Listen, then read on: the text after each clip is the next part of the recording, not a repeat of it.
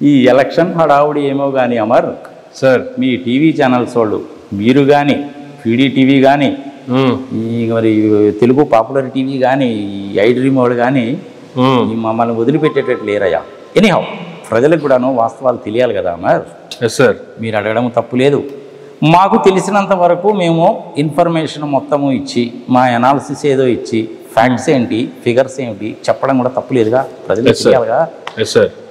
So ఇవాళ నీకు సంబంధించినటువంటి ప్రధానమైనటువంటి టాపిక్ ఏమిటి అంటే ఎలక్షన్ అయిపోయిన తర్వాత ఇటు కూటమికి సంబంధించి కావచ్చు, అధికార పార్టీకి సంబంధించి కావచ్చు, ఎవరికి వాళ్ళే 150 సీట్లతో అధికారంలోకి రాబోతున్నాము అనేటువంటిది ఇరు పార్టీలు చేసుకుంటున్నటువంటి ప్రచారం. అసలు వాస్తవికత ఏంది? ఎలక్షన్ జరిగిన తీరు కావచ్చు, దూర ప్రాంతాల నుంచి కావచ్చు, మహిళల్లో పెరిగిన ఓటింగ్ పర్సెంటేజ్కి సంబంధించి కావచ్చు, అసలు ఆ ఓటింగ్ అంతా ఎవరికి ప్లస్ ఎవరికి మైనస్, ఎవరిది రియల్ ప్రచారం, ఎవరిది గోబెల్స్ ప్రచారం అంటే ఏం చెప్తారు సార్? సో నీకు కూడా నువ్వు గోబెల్స్ ప్రచారం అన్న సంగతి తెలిసిందనమాట. అయితే ఏంటి ఫస్ట్ టైం ఈ పదం ఆడుతున్నావే? జనరల్గా ఏదో మైండ్ గేమ్ ఆడుతున్నారు అది ఇది అంటారు, కానీ నువ్వేదో గోబెల్ ప్రచారాలు అని అన్నావు కదా. It's an interesting thing. ఇప్పుడు ఒక సామాన్య మానవుడే ఉన్నాడు అనుకో మరి, ఒక చిన్న వ్యాపారం చేసుకునేవాడు, ఒక వ్యవసాయ కూలి, ఒక 2 ఎకరాల పొలంలో చేసుకునేవాడు, అది వాడి సొంత భూమి కావచ్చు, అసైన్మెంట్ ల్యాండ్ కావచ్చు, రాష్ట్ర వ్యాప్తంగా 2 తెలుగు రాష్ట్రాల్లో ఈ గోబెల్స్ ప్రచారము అనేటువంటిది మొట్టమొదటిసారిగా జర్మనీలో మొదలైంది. ఓకే, నేను పురాపరాల్లోకి వెళ్తే ఈ గోబెల్స్ అనేటువంటి అతను పూర్తి పేరు జోసెఫ్ గోబెల్స్ అన్నమాట అతని పేరు. ఓకే, అతను హిట్లర్తో పాటు కలిసి పనిచేశాడు. 1897 సంవత్సరంలో జర్మనీలో పుట్టాడు. 1945 ఐ థింక్ May 1 అనుకుంటాను. అదేదో ప్రపంచ కార్మిక దినోత్సవం అంటారు కదా, May 1 అంటే. ఐ థింక్ ఆ రోజు చనిపోయినట్టున్నాడు ఆయన. అంటే ఒక 97-98 సంవత్సరాలు మాత్రమే జీవించి ఉన్నాడు అతను. జోసెఫ్ గోబెల్స్ 1914 నుంచి 1918 సంవత్సరం వరకు జరిగినటువంటి ప్రపంచ యుద్ధము ఒకటి, ఫస్ట్ వరల్డ్ వార్ అంటారు.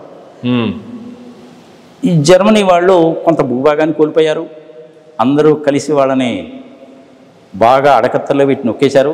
ఒక పక్క ఫ్రాన్స్, ఇంకొక పక్క ఇంగ్లాండ్, వీళ్ళందరూ కలిసి వాళ్ళ భూభాగాన్ని కూడా కొంత ఆక్యుపై చేశారు. అల్టిమేట్గా వార్సా అగ్రిమెంటు, అది సంగతి సమాచారం, హిస్టరీ. ఇప్పుడు దాన్ని డీటెయిల్స్లో కనుక వెళ్తే చాలా డేట్లను సంగతుల సమాచారాలు చెప్పాల్సి వస్తాయి. ఈ ప్రజలకు అంత చేయడం అనవసరం అనుకో.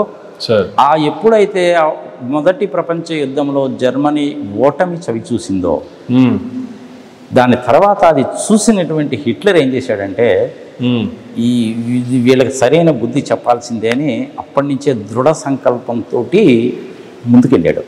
ఓకే, ఆ ముందుకెళ్ళినటువంటి సందర్భంగా 1926 సంవత్సరంలో ఈ జోసెఫ్ గోబెల్స్ అనేటువంటి అతన్ని నియమించుకున్నాడు.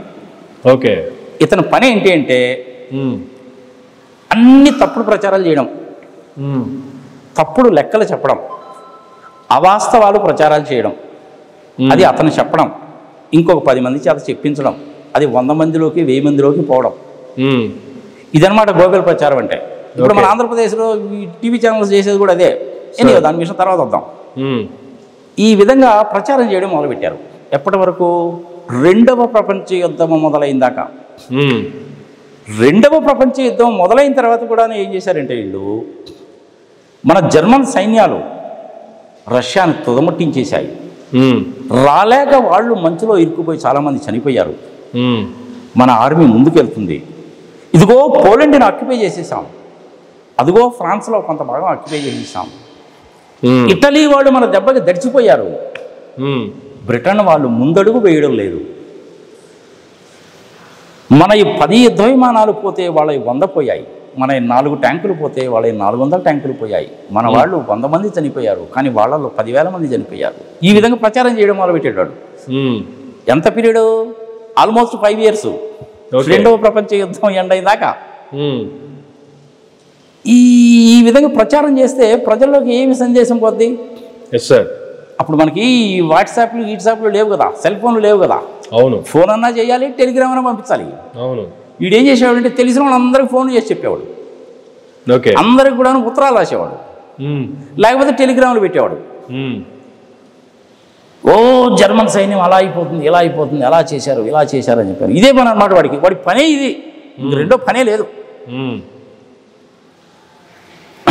అలా నాజీకి హిట్లర్కి బాగా హెల్ప్ చేశాడు అనమాట ఇతను. తర్వాత చనిపోయాడు అతను. రెండో ప్రపంచ యుద్ధం అయిపోయిన తర్వాత చనిపోయాడు. I think if I remember correctly, I think 1 May 1945 అనుకుంటాను. 1945 మే 1వ తారీఖు చనిపోయినట్టున్నాడు. ఓకే. అక్కడ నుంచి మొదలైంది అనమాట ఇది. ఓకే. అది బాగా పాపులరైజ్ అయిపోయింది ప్రపంచం అంతా. ఇప్పుడు కూడా ప్రపంచంలో ఎక్కడికి వెళ్ళినా సరే ఎవడన్నా ఇలాంటి తప్పుడు ప్రచారాలు చేసి తప్పుడు లెక్కలు చెప్పాడు అనుకో, చాలేవా చూసేయాలవా నువ్వు సరే, నీ గోబెల్ ప్రచారం సరే అంటారు. అది పెద్ద నానుడు అయిపోయింది అన్నమాట ప్రపంచవ్యాప్తంగా. సరే, ప్రపంచ యుద్ధం అయిపోయింది, అమెరికా వాళ్ళు రంగంలోకి దిగారు, ఒసాకా నాగాసాకి మీద బాంబులు వేశారు, చాలామంది మరణించారు. తర్వాత అమెరికా వాళ్ళే దానికి చాలా ఫీల్ అయ్యారు. అయ్యో జపాన్ దేశాన్ని మనం ఇలా చేసామేంది అది ఇది అనేసి అనుకున్నారు. జపాన్ మీద, హిరోషిమా మీద, నాగసాకి మీద అణుబాంబులు వేయడానికి కారణము వాళ్ళ పెరల్ హార్బర్ మీద వీళ్ళు చేశారు అని. ఓకే. ఇదంతా జరిగిపోయింది. అది ఎనీహౌ ఈ సందర్భంగా ఏంటంటే అమర్ సార్, మన రాజమండ్రి వాసి గుర్తుపెట్టుకోవాలి ఇది. ఎస్పెషల్లీ రాజమండ్రి ఏరియా అంటే ఈస్ట్ గోదావరి కదా, అదే మన పవన్ కళ్యాణ్ పోటీ చేస్తున్నాడు కదా ఇప్పుడు. ఆ రాజమండ్రి వాసి ఒక ఆయన దిండిబట్ల విశ్వనాథ శాస్త్రి, రాజమండ్రి వాసి ఆయన. ఓకే. అతను సంస్కృతం తెలుసు, సంస్కృతంలో ఉన్న శ్లోకాలు తెలుసు, వేదాల్లో రాసినటువంటి సారం ఏదైతే ఉందో ప్రతి దాన్ని కూడాను ఆయన ట్రాన్స్లేట్ చేసి దాన్ని అందులో ఉండేటువంటి వేదాల్లో ఉండేటువంటి శ్లోకాలని ట్రాన్స్లేట్ చేసి మంచి నైపుణ్యం ఉన్నటువంటి వ్యక్తి. దేంట్లో నైపుణ్యం ఉంది అతనికి? ఈ రోజుల్లో మనం అనుకున్నటువంటి ర్యాకెట్లు తయారు చేయడం, విమానాలు తయారు చేయడం, జలాంతర్గాములను తయారు చేయడం, సబ్మరైన్స్. ఓకే. అదేవిధంగా ర్యాకెట్ ప్రొపల్షన్, ఇప్పుడు మనం ఉపయోగిస్తున్నటువంటి న్యూక్లియర్ రాకెట్స్ అవి ఏవైతే ఉన్నాయో అవి పృథ్వీ కావచ్చు, లేదంటే బ్రహ్మోస్ కావచ్చు, మిజైల్స్ ఉన్నాయి కదా మనకి, అగ్ని, పృథ్వీ, బ్రహ్మోస్ అనే మిజైల్స్ ఇవన్నీ ఉన్నాయి కదా, ఇంటర్ కంటినెంటల్ బాలిస్టిక్ మిజైల్స్ అంటారు. ఆ మిజైల్స్ని ఎలా తయారు చేయాలి, ర్యాకెట్స్ని ఎలా నిర్మించాలి, అందులో ఫ్యూయల్ ఏమి వాడాలి, అటు స్పీడ్ ఏంటి, వాళ్ళకి ట్రైనింగ్ ఎలా ఇవ్వాలి, సంగతి సమాచారం మొత్తం కూడా మంచి పరిజ్ఞానం ఉన్నటువంటి వ్యక్తి అనమాట. ఓకే. ఇలాంటి వ్యక్తి ఇండియాలో ఉన్నాడు అని హిట్లర్ గారు తెలుసుకొని ఇండియా వచ్చి ఆయన ఒకసారి రాజమండ్రి నుంచి విశాఖపట్నం పోతూ ఉంటే ఆయన్ని పట్టుకొని ఒప్పించి మెప్పించి హిట్లర్ గారి దగ్గరికి తీసుకెళ్లారు. ఓకే. 1938లోనో ఎప్పుడో చనిపోయాడు ఆయన. అంటే ప్రపంచ యుద్ధం మొదలు కావడానికి ముందే చనిపోయినట్టున్నాడు ఆయన. తర్వాత చనిపోయాడు కరెక్ట్గా తెలియదు కానీ అతని సహాయంతో సబ్మరీన్స్ తయారు చేశాడు. ఓకే. V8 అనేటువంటి ఏరోప్లేన్ ఇంజిన్ కూడాను అతని సహాయంతో తయారు చేశారు. ఈ బ్యాలిస్టిక్ మిజైల్స్ లాంటివి కూడాను అతని సహాయంతో తయారు చేశారు. రాకెట్స్ తయారు చేయడము, దాంట్లో ఫ్యూయల్ టెక్నాలజీ అందులో ఎక్స్పర్ట్ కాబట్టి ఆయన ఉపయోగించుకున్నారు. ఓకే. ఇంకా విచిత్రం ఏంటంటే సార్, నిన్న మొన్నటి దాకా ఆయన భార్యకి జర్మన్ గవర్నమెంట్ పెన్షన్ కూడా పే చేసేది. ఓకే. ఆయన జర్మనీ వెళ్ళిపోయాడు, ఇంకా అదంతే. ఇంక తర్వాత మరి ఏమైందన్న సంగతి మనకి తెలియదు. సుభాష్ చంద్రబోస్ గారి వ్యవహారం లాంటిదే అనుకో అది కూడా. ఓకే. ఓకే. సో మన తెలుగువాడు కాబట్టి నేను ప్రత్యేకంగా చెప్తున్నాను, ప్రజలు తెలుసుకుంటారండి సార్. సో ఈ గోబెల్స్ ప్రచారాలు అనేటువంటిది అక్కడ మొదలైందనమాట. ప్రపంచవ్యాప్తంగా దానికి ఇప్పటికి కూడా అదే పేరు. ఇది ఈ ప్రజలు తెలుసుకోవాల్సినటువంటిది సార్. మరి గోబెల్స్ ప్రచారాలు అనేటువంటిది భారతదేశంలో ఎలా జరుగుతుంది, ప్రత్యేకించి ఆంధ్రప్రదేశ్లో ఎలా జరుగుతుంది, 2 తెలుగు రాష్ట్రాల్లో ఎలా జరుగుతుంది, దేన్ని గోబెల్ ప్రచారాలు అంటారు అది కూడా ప్రజలకు తెలియాలిగా. అంతేగా. ఇప్పటివరకు నేను చెప్పిన దాంట్లో అయితే నీకు క్లారిటీ ఉందిగా. ఇప్పుడు నువ్వు ఒక్కొక్కటి ఏడు చదువుతున్నావో చెప్పు. అది గోబెల్ ప్రచారం ఎలా అయింది, ఎలా చేశారనేది నేను చెప్తాను. ఫస్ట్ ఎలక్షన్స్ సంబంధించి మాట్లాడుకుంటే దీని గురించి ఏం చెప్పుకోవాలి సార్ అసలు? ఇప్పుడు 2 పార్టీలు చేసేటువంటి ప్రచారాలు ఏదైతే ఉన్నాయో ఈ గోబెల్ ప్రచారాలే. ఒక్కసారి ఈవీఎంలో నిక్షిప్తం అయిపోయిన తర్వాత, స్ట్రాంగ్ రూమ్లో పెట్టిన తర్వాత దాంట్లో ఏముంది అన్న సంగతి నీకు నాకు తెలియదు. Yes sir. 4వ తారీఖు జూన్ నెల 2024 మధ్యాహ్నం 2 గంటలకల్లా మనకు క్లారిటీ వచ్చేస్తుంది. అవును. అప్పుడు దాకా ఎవరి ఊహలు వాళ్ళే, ఎవరి ఎక్స్పెక్టేషన్స్ వాళ్ళే. ఎవరు ఏది చెప్పినా సరే అది గోబెల్ ప్రచారాల కిందనే లెక్క. ఓకే. నేనేం చెప్తానంటే నీ ద్వారా ఎవరు ఏమి చెప్పినా కానీ జస్ట్ విని ఊరుకోండి, కానీ ఆర్గ్యుమెంట్స్ చేయడం కానీ, బెట్టింగులు పెట్టుకోవడం కానీ, తగాదలు పెట్టుకోవడం కానీ, కొట్టుకోవడం కానీ, పోలీస్ స్టేషన్లో కేసులు పెట్టుకోవడం మాత్రం చేయబకండి. నేను కూడా ఓటేశాను. 8 గంటల 12 నిమిషాలకి ఓటు ఇక్కడే ఉంది కాబట్టి ఇక్కడే వేసా. ఇంచుమించుగా 80-85% పోలింగ్ జరగాలి అని నేను కోరుకుంటున్నానని కూడా చెప్పాను నేను. అది నువ్వే చేసినట్టు గుర్తు నాకు. మరి ఇప్పుడు అల్టిమేట్గా ఓటింగ్ ఎంత జరిగింది? 81.60% ఎంత జరిగింది? 81.86%. 3,33,46,000 మంది చిల్లర ఆడవాళ్ళు మగవాళ్ళు ఇద్దరు కలిసి ఓటింగ్లో పాల్గొన్నారు. చాలా హయ్యెస్ట్ నెంబర్ ఇది. ఇండియాలో ఇంతవరకు ఎప్పుడు జరగల. గత 75-76 సంవత్సరాల్లో, అంటే 1952లో కదా ఫస్ట్ టైం మనకి జనరల్ ఎలక్షన్స్ జరిగినాయి. ఈ 72-73 సంవత్సరాల నుంచి ఎప్పుడు కూడాను ఇంత ఓటింగ్ పర్సంటేజ్ అనేటువంటిది ఏ రాష్ట్రంలోనూ రాలేదు. ప్రజలే దాని సంగతి కూడా తెలియాలిగా. అంతేగా. ఒక 20 సంవత్సరాలు వెనక్కి వెళ్దాం. 2004లో ఎలక్షన్లో జరిగినప్పుడు 70% పోలింగ్. 2009లో ఓటింగ్ జరిగినప్పుడు 73% ఓటింగ్. 2014లో జరిగినప్పుడు ఇంచుమించుగా 77%-78% ఓటింగ్ జరిగింది. ఓకే. 2019లో 79.88% పోలింగ్ జరిగింది. మొన్న 2024లో 81.86% for the first time in the Indian history. విచిత్రం ఏంటంటే అసలు ఓటర్లలోనే, అంటే 4,14,00,000 మంది ఓటర్లలో 10 లక్షల మంది ఆడవాళ్ళు ఎక్కువ ఉన్నారు. ఓకే. మొన్న పోలింగ్ డేటా తీస్తే ఇంచుమించుగా 6 లక్షల మంది ఆడవాళ్ళు ఎక్కువ ఓట్లు వేశారు. ఓకే. మనం కూడా ఇంతకుముందు చెప్పుకున్నాగా, మహిళలు బాగా యాక్టివ్గా ఉన్నారు, చాలా చైతన్యం వచ్చింది వాళ్ళలో, చాలా ప్రొయాక్టివ్గా వచ్చి ఓట్లు వేశారు.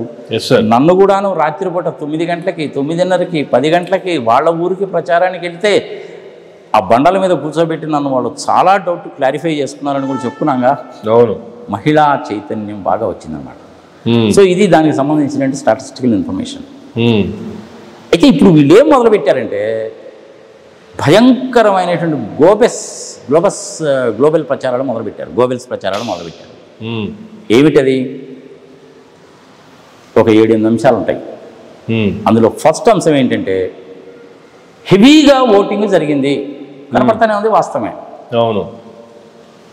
కర్ణాటక నుంచి, తమిళనాడు నుంచి, ఆంధ్రప్రదేశ్ నుంచే కాకుండా ప్రపంచంలో అన్ని మూలల నుంచి కూడాను వచ్చి ఓట్లేశారు. అలా ఓట్లేసినటువంటి వాళ్ళలో ఇంచుమించుగా 30 లక్షల మంది, ఈ ఫిగర్ గుర్తుపెట్టుకోవాలి, ఇదే గోబెల్ ప్రచారం అంటే. 30 లక్షల మంది వచ్చి ఓట్లేశారు. దాదాపు 1.5 కోటి మంది వచ్చారు, ఓటేశారని చెప్తున్నారు. ఇదిగో ఇవే మరి గోబెల్ ప్రచారాలంటే. మరి వీటిల్లో గోబెల్ ప్రచారాలు అంటారు. ఇప్పుడు 1.5 కోటి మంది వేరే ప్లేస్ నుంచి వచ్చి ఆంధ్రప్రదేశ్లో ఓటింగ్ వేశారు అంటే అసలు ఆంధ్రప్రదేశ్ జనాభా ఎంత? 5,23,00,000 మంది ఆంధ్రప్రదేశ్ జనాభా. 4,14,00,000 మంది ఓటర్లు. 3,33,46,000 మంది ఓటేశారు. ఇప్పుడు నువ్వు 1,50,00,000 మంది వచ్చేసారండి వేరే ప్రాంతాల నుంచి అంటున్నావు. ఎట్ట పాసిబిలిటీ ఉంటుంది?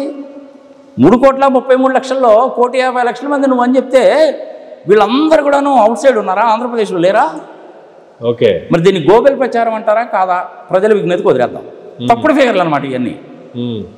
30 లక్షల మంది వచ్చారు, ఇది ఒక తప్పుడు ప్రచారం. ఓకే. ఇప్పుడు కామన్ సెన్స్తో ఆలోచిద్దామా మనం. 30 లక్షల మంది వివిధ ప్రాంతాల నుంచి ఆంధ్రప్రదేశ్కి, అంటే తిరుపతి, చిత్తూరు, అనంతపురం, ఇంకటి పక్క ఇచ్చాపురం వరకు పోతే 30 లక్షల మంది కనుక తమిళనాడు నుంచి, ఆంధ్రప్రదేశ్ నుంచి, తెలంగాణ నుంచి, కర్ణాటక నుంచి వచ్చారంటే వాళ్ళందరూ రావడానికి ఎన్ని బస్సులు కావాలి, ఎన్ని ట్రైన్స్ కావాలి, ఎన్ని కార్లు కావాలి? ఒక్కసారి కామన్ సెన్స్తో ఆలోచిద్దాం మనం. 30 లక్షల మందిలో 20% బస్సుల్లో కార్లలో వెళ్ళారు అనుకుందాం మరి మిగిలిన 80% మంది అంటే 24 లక్షల మంది రైళ్లలో వచ్చి ఉండాలా లేదా? అంతేగా. అన్ని ప్రాంతాల నుంచి 24 లక్షల మందిని 1-2 రోజుల్లో ఆంధ్రప్రదేశ్కి రైళ్ల ద్వారా తీసుకురావాలి అంటే సాధ్యపడే విషయమేనా? కామన్ సెన్స్ ఆలోచిద్దాం మనం. ఇది అందుకనే నేను దీన్ని గోబెల్ ప్రచారాలు అనేది ఇందుకే. ఇప్పుడు ఒక ట్రైన్ ఉందనుకో, ప్రజలకు కూడా తెలియాలి కాబట్టి చెప్తా. 23 బోగీలు ఉంటాయి, అన్నీ కూడా ఎలక్ట్రిఫైడ్ డీజిల్ వాటర్ అవుతుంది.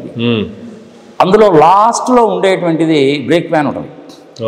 ఆ బ్రేక్ వ్యాన్ ఫుల్ అన్న అవుతుంది, లేదంటే half part of the break van అనేది ఒకసారి వికలాంగులకి లేడీస్ కోసం రిజర్వ్ చేస్తారు. ఇకపోతే 22 బోగీలు ఉంటాయి. 22 బోగీల్లో 3 బోగీలు అన్రిజర్వ్డ్ ఉంటాయి. ఇక మిగిలిన వాటిలో ఒక 5-6 ఏసీలు ఉంటాయి. అల్టిమేట్గా కూర్చొని ప్రయాణం చేసే కానీ, బెర్తులు ఉపయోగించుకొని ప్రయాణం చేసే కానీ ఈ 3 జనరల్ బోగీలు, ఇంకొక 13-14 బోగీలు ఉంటాయి. అదే కదా మనకి S1, S2, S3, S4 అంటాం కదా. ఇవన్నీ లెక్క కట్టుకుంటే ఒక్కొక్క ట్రైన్లో మ్యాక్సిమము 2000 కంటే ఎక్కువ ఉండరు. ఫుల్ అనుకో ట్రైన్ అంతా.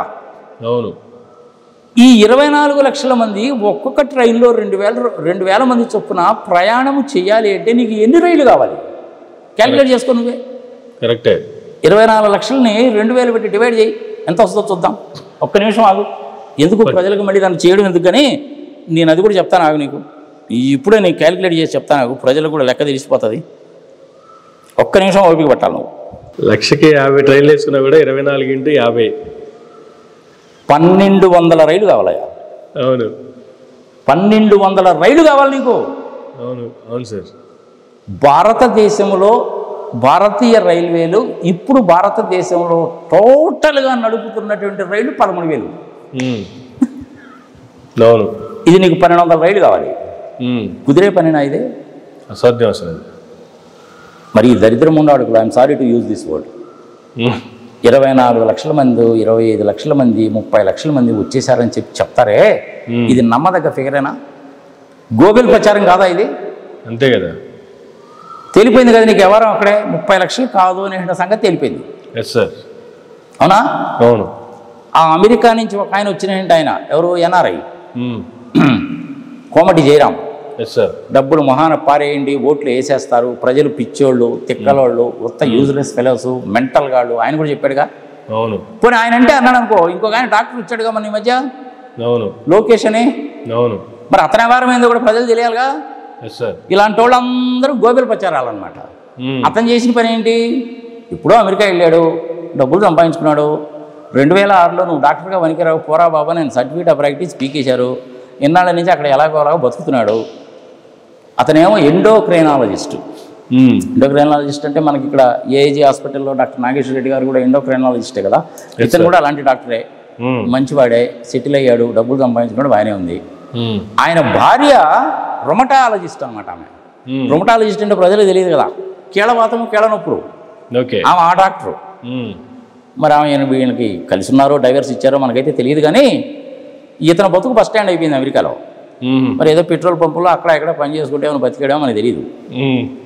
ఇతను ఏం చేశాడంటే ఎలక్షన్ కమిషన్ మీద, చంద్రబాబు నాయుడు మీద, వీళ్ళందరి మీద కేసులు పెట్టాడు.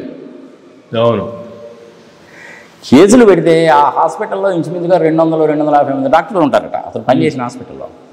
వాళ్ళందరూ కలిసి వీడి మీద 8 కేసులు పెట్టారు. ఈ 8 కేసులు పెట్టేసరికి ఏమైందంటే అసలు నువ్వు ప్రాక్టీస్ చేయడానికి వీళ్ళు పోరాబాబు అని ఒక డాక్టర్ డిగ్రీ పీకేశారు. ఇది అతని వారం. అదేవిధంగా కోమటి జయరాం వ్యవహారం అది.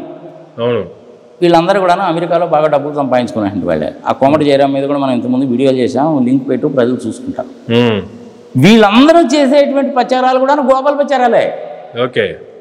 కోర్స్ ప్రజలు నమ్మలేదనుకో, that is a different thing. నేను గోబెల్ ప్రచారాలు అనే మాట అడిగావు కాబట్టి నేను చెప్పాల్సి వస్తుంది. ఆ డాక్టర్ వ్యవహారం అది, రైళ్ల వ్యవహారం ఇది. 30 లక్షల మంది, 24 లక్షల రైళ్లలో 1200 రైళ్లు కావాలి. ఇది కుదిరే పని కాదు. ఇవన్నీ కూడా గోబెల్ ప్రచారాలు అన్నమాట ఇవన్నీ. సో ఇప్పుడు ఇంతవరకు నీకు ఈ గోబెల్ ప్రచారం ఎక్కడ మొదలైంది, ఏమిటి సంగతి సమాచారము ఎస్ సార్. ఈ 1200 రైళ్లు, 24 లక్షల మంది మనుషులు, ఇంతవరకు క్లారిటీ అయితే వచ్చిందిగా. Yes sir. దయచేసి నేను ఏదైనా తప్పుగా క్యాలిక్యులేట్ చేసి చెప్పుంటే కనుక దయచేసి నన్ను క్షమించుగాక, మీరు క్యాలిక్యులేట్ చేసుకోండి. లేదు సార్, చాలా క్లారిటీగా చెప్పారు, ప్రజలందరికీ అర్థమయ్యేలాగా.